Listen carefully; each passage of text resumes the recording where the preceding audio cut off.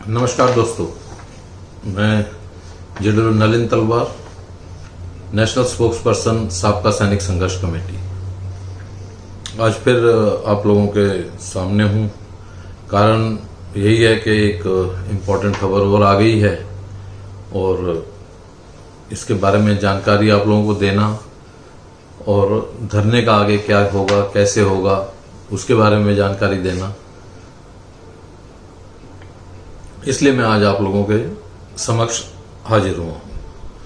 तो साथियों, आप लोगों को सबको तकरीबन ज्ञात होगा कि आज इलेक्शन कमीशन की तरफ से एक लेटर निकाल दिया गया है उनके जॉइंट डायरेक्टर मीडिया ने कि कल दोपहर 3 बजे से प्रेस कॉन्फ्रेंस है, जिसके लिए कि खाने का टाइम जो है 1:30 बजे से लंच शुरू हो जाएगा।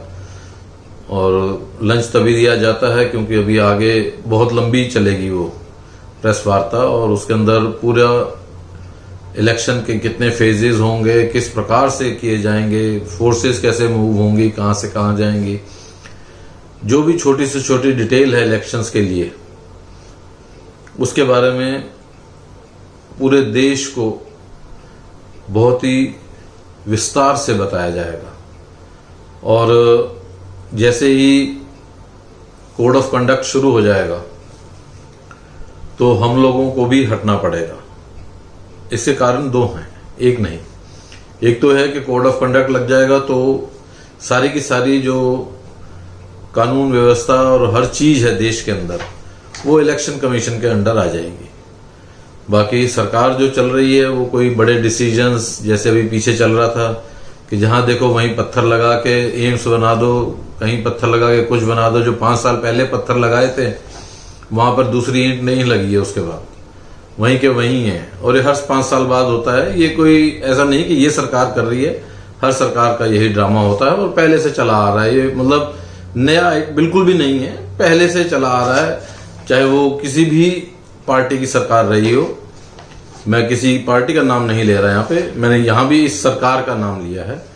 तो किसी भी पार्टी की सरकार चल रही हो, ये ड्रामा हर बार होता है। लोगों को लुभाने जो है वो पोस्टिंग्स देनी, लोगों को लुभाने के लिए नई नई स्कीमों का ऐलान करना, जो कि इलेक्शन खत्म होने के बाद फिर सिर्फ लोग पूछते रहेंगे। जब नेता ही नहीं मिलते, जो MP, MLA, MP वगैरह चुन के आते हैं, उनसे मिलना मुश्किल हो जाता है, तो बाकी की बातें कहाँ से होंगी। तो 3 बजे से शुरू होगी, लंबी चौड़ी वार्ता होगी। और मेरा खास आने का मतलब यही है कि पत्र तो ये है, शायद उल्टा नजर आ रहा है इसमें, मेरे पीछे कंप्यूटर के अंदर भी वही पत्र खुला हुआ है। देखता हूँ लाइट बंद करने से नहीं, तो इसके अंदर यही लिखा है कि general Lok Sabha election commission of India to announce schedule of general elections to Lok Sabha and state legislative.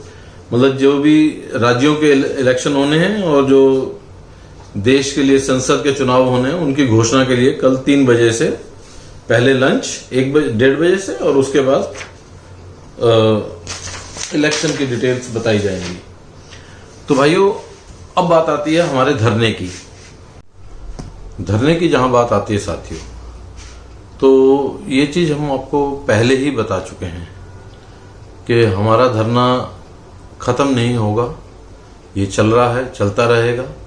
लेकिन अब चुनावों का महाउत्सव शुरू होने वाला है, तो इस महाउत्सव में भारत का नागरिक होने के नाते हमारी ये पहली ड्यूटी बनती है कि हम भी इसमें भाग लें और बढ़ चढ़कर भाग लें।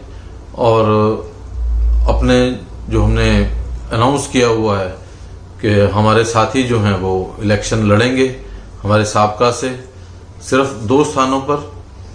और वो भी इसलिए कि ये 2 व्यक्ति हैं जो जवानों के लिए कुछ कर सकते थे। अगर ये अपना हाथ हिलाते, अपनी कलम हिलाते, तो जवानों के लिए ये काफी कुछ कर सकते थे। क्योंकि हमारी मांगे नाजायज नहीं हैं, जायज हैं। ये बात अब आप लोगों को भी समझ आनी शुरू होगी क्योंकि हम 1 साल से 3 जजों की कमेटी ही मांग रहे हैं 20 फरवरी से, कि हमें 3 जजों की, सुप्रीम कोर्ट के 3 जजों की कमेटी दी जाए। लेकिन क्योंकि सरकार जानती है पिछली बार ये कर चुके हैं वन मैन कमीशन के अंदर, वहां भी उन्होंने हमारी मांगों को सही जायज ठहराया, लेकिन 6 साल तक उसे जो है उस रिपोर्ट को टेबल के नीचे रखा इन लोगों ने, आगे नहीं आने दिया, किसी को पता नहीं लगने दिया, और पता नहीं कहाँ सीडीए वगैरह कहीं से लीक करवाई गई वो रिपोर्ट, किसी को दी गई वहां से। ये तो रही हमारी धरने की बात। अब आती है बात कि धरना अगर बंद नहीं कर रहे तो क्या करेंगे, इलेक्शन में भी भाग लेना है, तो इसलिए धरने को हम डीप फ्रीज में डालेंगे, यानी कि हम कुछ समय के लिए धरने को उठाएंगे। जैसे जिस दिन से आचार संहिता लगेगी, हम लोग जो है अपना धरना बंद समाप्त करके और पूरा का पूरा इलेक्शन मोड में आ जाएंगे। जैसा कि हम लोगों ने तय किया हुआ है, पहले हम राष्ट्रपति महोदया, प्रधानमंत्री जी और रक्षा मंत्री को लिख चुके हैं कि जहां से भी प्रधानमंत्री नरेंद्र मोदी खड़े होंगे वहां से हमारे जो प्रधान हैं, राष्ट्रीय अध्यक्ष साबका सैनिक संघर्ष कमेटी के वयोवृद्ध सूबेदार प्रगट सिंह जी, वो उनके अगेंस्ट खड़े होंगे।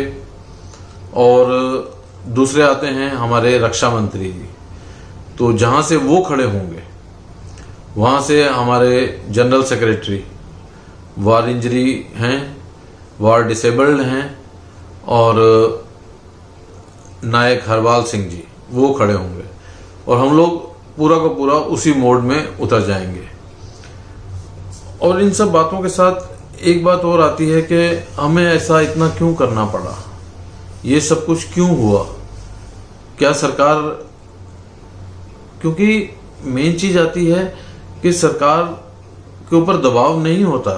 अगर कोई 3 जजेस की कमेटी बैठ के भी कोई डिसीजन लेती है, ये सरकार को निर्णय लेना होता है कि वो उसको इम्प्लीमेंट करेंगे कि नहीं करेंगे, या उसको ठंडे बस्ते में डाल के रखेंगे, या उसको नीचे एकदम ही गायब कर देंगे, जैसे कि वन मैन कमीशन के उसमें किया गया। मगर ये सरकार जानती थी कि वो दबाव इतना ज्यादा पड़ेगा इनके ऊपर, क्योंकि जायज मांगे हैं, नाजायज नहीं है। और इन्होंने जो कुछ किया है इन 10 सालों में, वो इन्हें एक अच्छी सरकार को, जहां प्रधानमंत्री कभी खुद को चौकीदार कहते हैं, कभी कुछ कहते हैं, अभी शायद कुछ परिवार चल रहा है, तो इनको शोभा नहीं देता दोनों को कि जवानों के साथ। आप खुद प्रधानमंत्री कहते हैं मैं चाय बेचता था, गरीब घर से हूं, सब कुछ हूं, लेकिन गरीबों से ही दुश्मनी, जवानों के साथ ही बैर है। वहां 15 अगस्त, 26 जनवरी, दिवाली, ये वो क्या क्या है, जहां पहुंच जाते हैं कैमोफ्लेज यूनिफॉर्म डाल के, सर्विस की हैट डाल के, मैं एनसीसी में था, मैं एनसीसी का शौकीन था, मुझे फौज में भर्ती होना था, पता नहीं क्या क्या बोलते रहते हैं। शायद सपने होंगे, अपने सपने सबको बताते हैं, और क्योंकि किया तो इन्होंने कुछ भी नहीं है। अफसरों के लिए इनकी कलम बड़ी तेजी से चलती है, बहुत तेजी से चलती है। उसका एक कारण भी है, उस कलम के चलने का एक बहुत बड़ा कारण है, और वो कारण है यह कि जो सेना में इस समय वो 10-10, 20-20, 25-25 किलो पीतल लाद के घूम रहे हैं, कल को उन्होंने भी हमारे साथ ही आके खड़े होना है। उनको अपना आगे का भविष्य नजर आता है कि आज जो अफसर रिटायर्ड अफसर डिमांड कर रहे हैं, उसको अप्रूव कराने के लिए वो लोग अपना दबाव डालते हैं सरकार के ऊपर, वो लोग अपना पूरा का पूरा दबाव सरकार के ऊपर डालते हैं, और इसी कारण सरकार झुकती है। जैसे 2003 में, माफ कीजिएगा, 2014 में इन्होंने इलेक्शन जीत के आए, इन्होंने प्रॉमिस किया, इन्होंने अधिकारियों को और रुपए दे दिए जिनका बनता ही नहीं है। 2019 के जब चुनाव आए, उससे पहले 2017 में पे कमीशन आ गया था, उसमें अफसर्स का राशन काटा गया, ये वो जो कुछ भी किया गया, इन्होंने पहले तो अधिकारियों ने पे कमीशन एक्सेप्ट ही नहीं किया, सरकार के ऊपर दबाव बना के रखा, और जैसे ही 2019 के इलेक्शन आए, वो राशन वगैरह जो काटा था सारा का सारा इन्होंने वापस दिलवाया, इन्हीं अधिकारियों ने।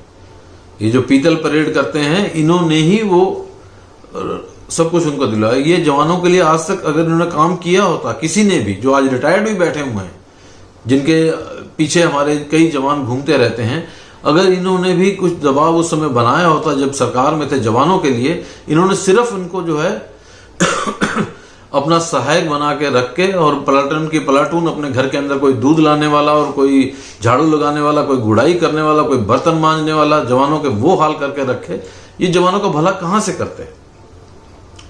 तो इन्होंने कभी जवानों के लिए बात की ही नहीं, हमेशा बात की तो अपने लिए कि हमारे को दे दो, जवानों को हम लपेट के रखेंगे। कारण ये है कि जो अंग्रेजों के जमाने के कानून हैं, किसी भी सरकार ने इसके ऊपर ध्यान नहीं दिया।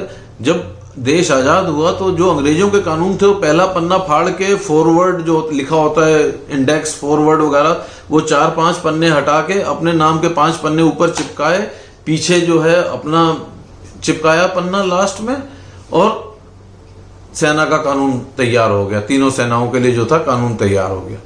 किसी ने उसको आज तक ढंग से देखा नहीं है, क्योंकि वो कानून जो थे अंग्रेजों के थे भी, गुलाम सैनिकों के लिए थे। क्या आजादी के इतने साल, इतने 75-76 साल के बाद भी हम गुलाम सैनिक हैं? क्या हम गुलाम सैनिक हैं? इसीलिए हम लोग कहते हैं, हमने जो किया हुआ अपने एक्स सर्विसमैन, उसके अंदर जो साबका सैनिक संघर्ष कमेटी है हमारी, उसके अंदर हम साफ कहते हैं ऑफिसर्स आउट ऑफ बाउंड। हम नहीं आने देंगे आपको अपने अंदर, हम एक को भी नहीं आने देंगे। कहावत है, कोई अपने ऊपर ना ले, कि एक गंदी मछली पूरा तालाब खराब कर देती है। हम एक को भी नहीं आने देते।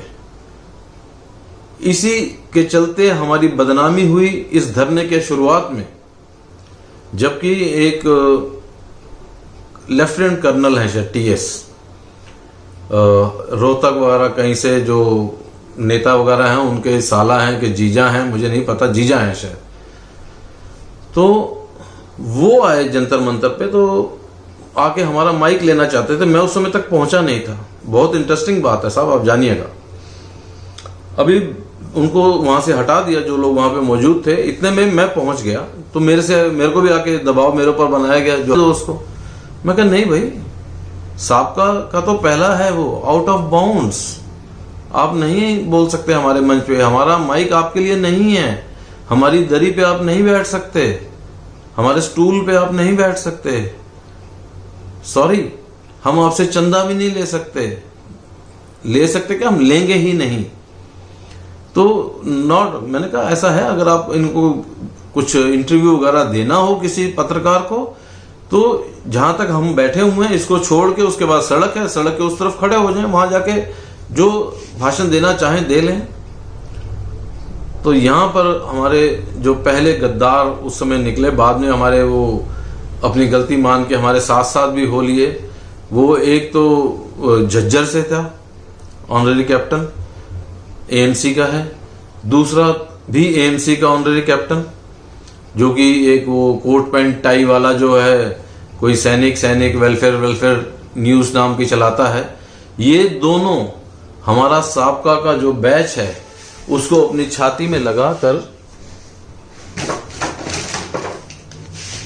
यहाँ नहीं रखा, पास में नहीं है, अपनी छाती पर लगाकर उस कर्नल के पीछे खड़े हो गए। और YouTube वाले ने वो पूरा वीडियो बना के डाल दिया, और हमारी इतनी थू हुई।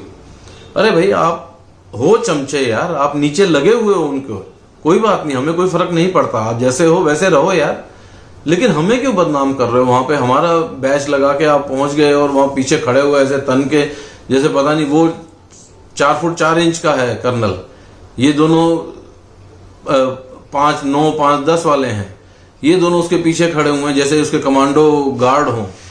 और हमारा बैच लगा के, और पूरे देश भर के पूर्व सैनिकों ने हमें बहुत बुरा भला कहा कि साहब का कहती है अधिकारियों को नहीं, इनके खुद अधिकारियों के साथ खड़े होकर ये वीडियो बना रहे हैं और उसका जो है हमको सबको सुना रहे हैं, वीडियो हम देख रहे हैं। लेकिन भाइयों ऐसा नहीं था, हम सड़क के उस पार काफी दूर बैठे हुए थे, हमें नहीं पता, कोई जाए हम किसी को रोक नहीं सकते, कोई भी पूर्व सैनिक आए मुझे रोक नहीं सकते तुम ये नहीं करोगे। सब लोग वॉलंटरली आते हैं हमारे पास, वहां पे कोई जबरदस्ती नहीं लाया जाता जैसे फौज में होता कि जबरदस्ती जाना है तो जबरदस्ती काम करने, नहीं, सब वॉलंटरली आते हैं जो भी जंतर मंतर पर हमारे पास आते थे। लेकिन इन नालायकों ने जो है वहां पीछे खड़े होकर हमारी थू थू करवाई।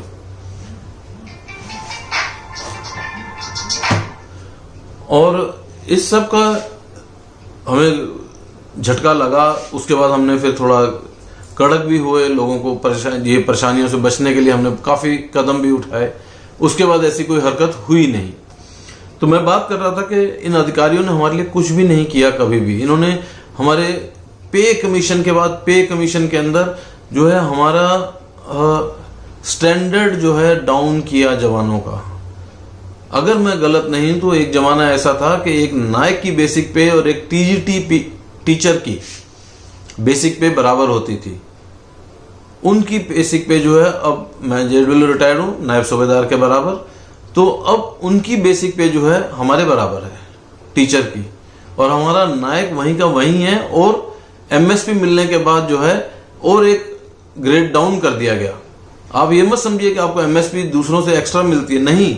आप अपने बराबर वालों के पास जाके अगर सिविल के अंदर सेंट्रल गवर्नमेंट एम्प्लॉय से चेक करेंगे तो आप एक ग्रेड नीचे हो गए उनसे। जो आपको एमएसपी मिल रही है वो वहां पर उन्होंने बराबर कर दी, जबकि आपको एक लेवल और ऊपर का पैसा मिलना चाहिए, तनख्वाह मिलनी चाहिए थी, पे मिलनी चाहिए थी। तो इस तरीके की चीजें जो हैं की गई हमारे साथ। किसने की? पे कमीशन के अंदर आर्मी, एयरफोर्स, नेवी का कोई नहीं होता है, लेकिन रिकमेंडेशन सारी की सारी भी आप जो सेना में रहे हैं सब जानते हैं कि पे कमीशन सेल बनता है। फिर वो ड्रामेबाज जो हैं पे कमीशन में जो होते हैं उनको लेके आते हैं कई यूनिट्स के अंदर, और वहां पर बहुत सारे ड्रामे होते हैं। जैसे मैं एयरफोर्स में था तो वहां पे उस दिन जितने भी टेक्निकल अफसर होते थे हमारे, सारे के सारे वो डांगरी डाल के घूमना शुरू कर देते। एयरक्राफ्ट के पास एयरमैन जो होते थे, जवान जिसे कहते हैं वायु सैनिक, वो टिच जिसे कहते हैं प्रेस की हुई एकदम टर्नआउट वाली कपड़े डाल के खड़े होते थे, जिनके कि रोज वो काली डांगरी डाल के, जो मतलब खाकी रंग की होती थी पुराने जमाने में, और वो काली हो जाती थी तेल और इन सब से, गंदी हो जाती थी एक हफ्ता पहनते पहनते। तो वो सब हटा के उनको एकदम प्रेस किए हुए कपड़े के जो जवान है, ये नहीं, हम लोग हैं एयरक्राफ्ट का सारा काम करते हैं। जबकि फॉर्म 700 भी देख लो तो उसके अंदर साइन एक जवान के होंगे जो एयरक्राफ्ट को क्लियर करता है, अफसर का बाद में आता है। सारी रिस्पॉन्सिबिलिटी उस जेसीओ कह सकते हैं, एसएनसीओ कह सकते हैं, उसकी होती है जो साइन करता है उसके ऊपर, अफसर नहीं जाके करता, सारे काम जवान करते हैं। तो ऐसी बहुत सारी चीजें, आर्मी में भी ऐसा होता होगा, नेवी में भी ऐसा होता होगा। इसीलिए पे कमीशन के बाद पे कमीशन के अंदर जितने भी लोग ऐसे घूमने के लिए गए यूनिट्स के अंदर, क्योंकि वहां पे खातिर की जाती है अफसर मेस में और इधर उधर, अगर प्राइवेट होटल्स में रखते हैं तो वहां भी अच्छा खाना और सब कुछ उनको मुहैया कराया जाता है। तो हमारी तनख्वाहें कम होती गई। तो किसी ने हमारा भला नहीं किया है, लेकिन इन्होंने हर इलेक्शन के अंदर कुछ ना कुछ ले लिया। और ये पक्का है कि इस इलेक्शन के अंदर खत्म होते होते इलेक्शंस ये जरूर अनाउंस हो जाएगा कि अगर हमारी सरकार बनेगी तो हम अधिकारियों को एनएफयू देंगे, जो कि काटा हुआ है, नहीं दे रहे हैं। कारण है उसका, भाई हमने लेटर लिखा है इसके लिए। कारण ये है कि कोर्ट के अंदर कई जगह सेना के अधिकारी लिख के दे चुके हैं कि सेना के अंदर कोई गड़बड़ नहीं होती है, जो कि सिविल में हो सकती है। जो आईएएस अफसर, आईएफएस और दूसरे होते हैं, ये नेताओं के नीचे काम करते हैं, और नेता नहीं मन लगे तो उसके मन मर्जी का काम नहीं किया, गैर कानूनी करवाने की कोशिश होती है ज्यादातर। तो उसका असेसमेंट खराब कर देते हैं, पोस्टिंग पे पोस्टिंग करवा देते हैं, तो उस आदमी को एनएफयू दिया जाता है। लेकिन सेना में इन्होंने खुद लिख के हजारों बार दिया है कोर्ट के अंदर कि सेना में इस प्रकार का भेदभाव या दुर्भाव की भावना से असेसमेंट नहीं दी जाती। जब नहीं दी जाती तो जायज आदमियों को जिसको प्रमोशन मिलना चाहिए उसको प्रमोशन मिलता है। ये खुद सेना मानती है, सेना के अधिकारी मानते हैं। तो इनको एनएफयू किस बात का? जो जितना डिजर्व करता तो उसको वो मिला। ऐसा नहीं है कि किसी को जबरदस्ती ही दबा दिया गया दुर्भावना के उसमें, सेना खुद लिख के देती है। तो इस तरह के बहुत सारी चीजें हैं। ये एनएफयू भी ले जाएंगे और जवान जो हैं सिर्फ और सिर्फ हाथ मलते रह जाएंगे। और वही मैं कह रहा था कि मोदी जी खुद को गरीब कहते हैं लेकिन बातें अमीरों की मानते हैं। ठीक बात नहीं है। भारत अभी भी डेवलप्ड नेशन नहीं है सर, हम अंडर डेवलप्ड की तरफ जा रहे हैं। 80 करोड़ भूखे हैं, जिनको आप खुद, आपकी सरकार कहती है कि 80 करोड़ लोगों को हम खाना दे रहे हैं। तो we are underdeveloped nation, not a developing nation also. 140 में से 50% से ज़्यादा होता है 80 करोड़। तो हमें आपको हमारे बारे में सोचना चाहिए, जवानों के बारे में सोचना चाहिए, जिनके परिवार हैं, जो इस दुनिया में इस देश की खातिर अपनी जान से की बाजी लगा के अपनी जान भी दे गए। उनके बीवी बच्चे सब हैं। खाली एक तिरंगा उनके लाश के ऊपर रखने से सम्मान नहीं होता है। उनके परिवार की देखभाल करने का जिम्मा आपका है। उनके साथ कुछ गलत ना हो, इसका जिम्मा हर नेता का है। जो भी आके सरकार बनाता है, सरकार में बैठता है, वो चाहे किसी पार्टी का हो। क्योंकि हमको लोग कहते हैं कि बीजेपी के खिलाफ, नहीं, हमने कभी बीजेपी को कुछ उल्टा सीधा नहीं कहा। हम हमेशा सरकार की बात करते हैं, सरकार से बात करने की बात करते हैं। हम नेताओं से बात करने की बात नहीं करते हैं। अगर हम राजनाथ सिंह जी का नाम लेते हैं तो हम रक्षा मंत्री से बात कहते हैं कि हम रक्षा मंत्री से मिलने गए थे, किसी बीजेपी के नेता राजनाथ सिंह से नहीं। और हमारी बातचीत भी हमेशा हमारे ही मैटर्स के ऊपर होती है। कोई पर्सनल रिश्तेदारी की कि मैं लखनऊ से हूँ, आप भी लखनऊ से हो, आप कहाँ से हो, मैं मेमोरा से हूँ, आप कहाँ से हो, तो वो सब नहीं होता वहाँ पर। तो आप सब लोगों को मेरा यही कहना है कि अब जो है, जो हो चुका सो हो चुका। जैसे ही इलेक्शन खत्म होंगे हम फिर से अपने इस धरने को रिवाइव करेंगे और इसी जंतर मंतर के ऊपर आशा करते हैं कि जो भी अगली सरकार आएगी वो इतनी दमनकारी नहीं होगी कि इलेक्शन से पहले 15 जनवरी के बाद से जो है आज तक इन्होंने वहां पर कुछ भी होने नहीं दिया। बीच में 2-4 दिन के लिए हुआ, जहां बहाना मिला, थोड़ा सा बहाना मिला, वहीं पर इस सरकार ने जंतर मंतर को बंद कर दिया सबके लिए। लेकिन हम लोग गए, आज भी गए थे, आज भी हुआ है। हमारा रिपोर्टिंग मैंने भेज दिया, 390 दिन का बना के डाल दिया है साबका न्यूज चैनल पे अपने, और सब देख रहे हैं लोग।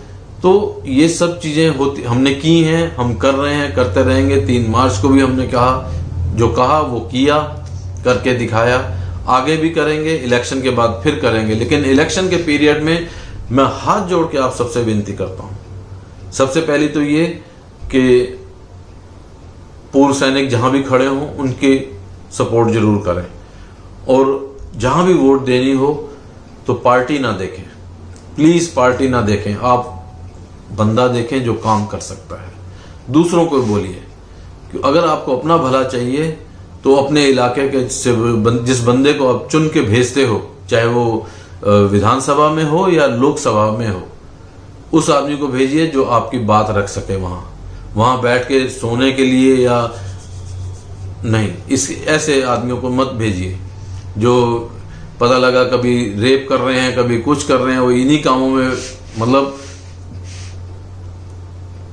जो काम उन्हें करना चाहिए उसके अलावा बाकी सब काम कर रहे हैं, ऐसे लोगों को चुन के मत भेजिए। जो हाँ में हाँ मिलाने वाले हों सिर्फ, और अपनी बात ही ना रख सकें, अपने इलाके के लोगों की बात ना रख सकें कहीं मंच के ऊपर, कहीं ऊपर, तो कोई फायदा नहीं है। इसीलिए अपने प्रधान और अपने जनरल सेक्रेटरी के नाम की घोषणा हमने बहुत पहले ही कर दी थी, और उसका कारण ये था कि हम सरकार को बताना चाहते थे कि इलेक्शन के आचार संहिता शुरू होने से पहले आप कुछ डिसीजन लेना चाहते हैं तो ले लें, अन्यथा हम ये करेंगे। और जैसा कि सरकार ने अभी तक पिछले 10 सालों में अपना नज़रिया रखा है कि जो भी लोग जिन्होंने भी उग्र प्रदर्शन किए हैं, कहीं कुछ, तो फटाफट उनकी बात मान जाते हैं। हम सैनिक हैं, हम उग्र प्रदर्शन भी करते हैं तो उसके अंदर भी अपनी सीमाओं को बांध कर चलते हैं कि इससे ज़्यादा नहीं करेंगे। लेकिन प्राइवेट सेक्टर में ऐसा नहीं होता। जो सिविलियन पब्लिक है वो इस बाउंड्स में नहीं रहती है। वो जब छूट जाते हैं, एक बार ओके मिल गया तो वो सब फैल जाते हैं और कुछ ना कुछ गड़बड़ हो जाती है। क्योंकि हम पहले कहते हैं कि देश के अंदर जो भी संपत्ति है सरकार की, वो हमारे ही पैसे से बनेंगे। हमारे देश के हर नागरिक का उसके अंदर सहयोग है, क्योंकि सब टैक्स भरते हैं। खाली इनकम टैक्स भरना ही एक टैक्स नहीं है। आप साबुन खरीदते हैं, टूथब्रश खरीदते हैं, और तो और जब आप पैदा होते हैं और जब आप मरने के बाद भी, पैदा होने से पहले भी और मरने के बाद भी टैक्स पे करके ही सब चीज़ें होती हैं। कोई भी बिना टैक्स के नहीं है। वो एक हमारा, क्योंकि सरकार चलनी है, देश की देखभाल करनी है। अब सब बात आती है कि हम लोग ऐसा इतना टाइम क्यों लगा हम लोगों को। तो इसके अंदर हमारा तो काम बहुत पहले हो जाना था, मगर 23 जुलाई को 2023 को सब लोगों ने बहुत सहयोग किया। कितने लाखों रुपया लोगों ने खर्च किया है 23 जुलाई को। अगर जो लाख के करीब बंदा आया है, दूर दूर से आया है, कोई भी ऐसा नहीं है कि 10 रुपए की टिकट लेके दिल्ली से आया। दिल्ली वाले तो मैं कहूँगा उसमें 10-20 ही होंगे, इससे ज़्यादा नहीं होंगे दिल्ली वाले। सभी लोग जो आए थे बाहर से आए थे, दूर दूर से आए थे, क्योंकि दिल्ली वाले राजधानी के हैं, उनका थोड़ा नेचर अलग है। वो सिर्फ अपने घर में ही बैठ के टीवी के सामने और मोबाइल के ऊपर ही धरना प्रदर्शन और रेल रोको सब कर लेते हैं वो लोग, उससे ज़्यादा बाहर नहीं निकलते हैं वो। जितना मर्जी कह लो, मीटिंग में उनके नेता जरूर आ जाएंगे, बढ़ चढ़ कर बोलेंगे 2 लाख ले आऊँगा, 3 लाख ले आऊँगा। कई एसोसिएशन उनके पीछे लग के उन्होंने उनको पद भी दिए, मगर पहुंचे 10, वही 2-4-10 जो नेता हैं वही पहुंचते हैं, उनके साथ कोई भी नहीं आता, क्योंकि सब सिंगल क्या कहते हैं, वन मैन आर्मी है। ये सब तो ठीक है साहब, लेकिन अब जब हम लोग इलेक्शन मोड में जाएंगे, हमें आप लोगों की सहायता की बहुत जरूरत पड़ेगी। जो लखनऊ में हमारे साथी रहते हैं या जो वाराणसी में हमारे साथी रहते हैं, भाइयों पार्टी लाइन से आपको ऊपर उठना पड़ेगा। अगर आप पूर्व सैनिकों की बात करते हैं, पूर्व सैनिकों के बारे में आप बात करना चाहते हैं, तो आपको पार्टी लाइन से ऊपर उठना पड़ेगा, जो कि हम शुरू से सबको कहते आए हैं कि जहां जवानों की बात है वहां पे पार्टी की बात नहीं। क्योंकि मैं किसी एक पार्टी को सपोर्ट करता हूं, इसलिए मैंने कहा कि अब जो है जब ये हम इलेक्शन मोड में आ जाएंगे तो हम हो सकता है किसी पार्टी को सपोर्ट करें। मैं नोटा वाला हूं, सच बोलूं तो मैं नोटा वाला हूं, मैं वोट नहीं डालता हूं। ज्यादातर जब भी मौका लगता है तो नोटा पर ही करके आता हूं, इसके अलावा और कुछ नहीं, क्योंकि अपनी अपनी थिंकिंग है। इसका मैं आपको अपनी थिंकिंग बता के आपके ऊपर दबाव नहीं बनाना चाहूंगा, और ना ही उसको मैं बताना भी चाहता हूं क्यों। तो आप लोगों के सहयोग की बहुत जरूरत पड़ेगी। पार्टी लाइन से ऊपर उठिए, जवानों की मदद कीजिए, जवानों को आगे बढ़ने का मौका दीजिए। भला जवानों का होगा, क्योंकि खाली वाराणसी में ही पूर्व सैनिक नहीं रहते हैं, पूरे देश में रहते हैं। वो सभी देश के पूर्व सैनिक जो भी टाइम स्पेयर कर सकते हैं, जिस समय भी वो, मैं तो चाहता हूं कि कल जब ये इलेक्शन कमीशन वाले अनाउंसमेंट करें तो वाराणसी और लखनऊ की डेट्स अलग अलग दिन हो, सेम डे ना हो, ताकि जैसे वो उनको पैरामिलिट्री इधर से उधर शिफ्ट करनी पड़ती है, हमारे पास इतनी मैन पावर होगी नहीं, ना ही हमारे पास ऐसे कोई बहुत बड़े पैसा या कुछ है कि हम इतना फास्ट मूवमेंट लोगों का करवा सकें या कर सकें। तो इसलिए अगर अलग अलग डेट्स होंगी तो हमारे लिए बहुत फायदा होगा, हम बंट के काम नहीं कर पाएंगे इतना ज्यादा। तो लोकल जो भी हैं उनकी सपोर्ट की जरूरत है, आगे आइए। हरबाल सिंह जी का नंबर हर जगह आपको मिलेगा, उनसे बात कीजिए। प्रगट सिंह जी से बात कर सकते हैं, मेरे से बात कर सकते हैं, कपिल से बात कर सकते हैं, हम सब लोग हैं, गोपाल जी हैं, हम लोग सब इसके अंदर लगेंगे।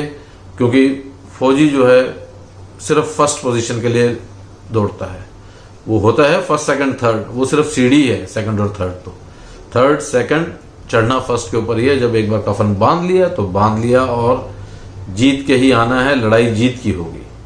और इस बार हमने सोच लिया है कि हर डिस्ट्रिक्ट में हमारे आदमी हम खड़े करके रखेंगे, चाहे वो पंजाब में, क्योंकि पंजाब से आ रहे हैं, दोनों तरन तारण से हैं पंजाब से, तो तरन तारण में तो काफी लोगों को हम स्टैंड बाई पर रखेंगे कि वहां से कोई भी डॉक्यूमेंट्स किसी से भी साइन करके चाहिए, कुछ भी चाहिए, फास्टेस्ट मोड क्या है, हर चीज रेडी रखी जाएगी। चाहे अपनी कारें निकालनी पड़े, लोगों को कुछ करना पड़े, सब तैयार हैं। जल्दी से जल्दी जहां से बाई एयर जा सकते हैं, जो भी होगा वो सब किया जाएगा। चाहे जितना हमें रोकने की कोशिश करें, हम नहीं रुकेंगे और हम पहुंचेंगे समय पर। वो जो तेज बहादुर के साथ हुआ वो नहीं होगा। और ये जवान कोई कोर्ट मार्शल नहीं है, याद रखिएगा इनको। आप कहीं किसी ऐसी चीजों में नहीं फंसा सकते कि आप समय निकाल लें। और हम ऐसी कोशिश करेंगे कि हम आखिरी दिन तक इंतजार ना करें, जल्दी से जल्दी अपना नाम दें। मैं थोड़ा तेज तेज बोल रहा हूँ, मेरे को आदत नहीं है ऐसा तेज तेज बोलने की, मगर समय बहुत ज्यादा होता जा रहा है उसके लिए भी।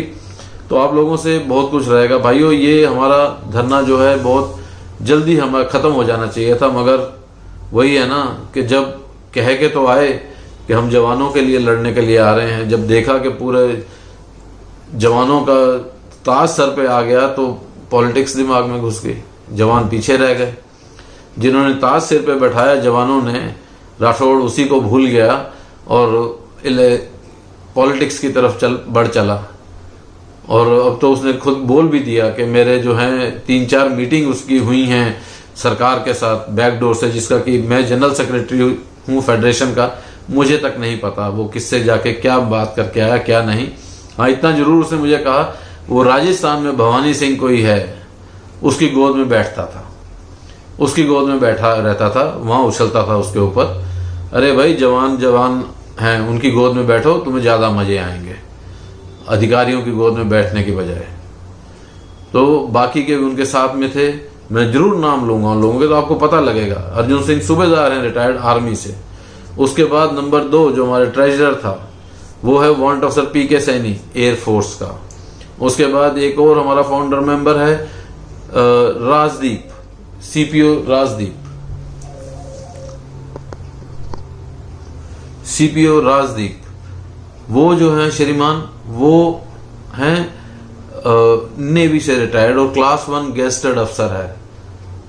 गद्दारी करके भागा क्योंकि सरकार की तरफ से उसके ऊपर दबाव आ गया था कि उसकी पोस्टिंग कर दी जाएगी दिल्ली से बाहर, और उसने इसके अंदर मिलके कैप्टन, क्या नाम है उसका, ऑनरेरी कैप्टन लोकी अंदर सिंह, ऑनरेरी कैप्टन लोकी अंदर सिंह, जो वो वेलफेयर न्यूज वगैरह क्या है, कोट पैंट टाई मास्टर, इन दोनों ने मिलके सारा का सारा ये प्लान बनाया, रचा, जो उसके ऊपर सरकार की तरफ से दबाव था उससे बचने के लिए किया या नहीं किया। और पहली चीज थी पॉलिटिक्स राठौड़ की। इन सब ने मिलके जो है पूरी की पूरी फेडरेशन को हाईजैक कर दिया सिर्फ एक दिन के लिए।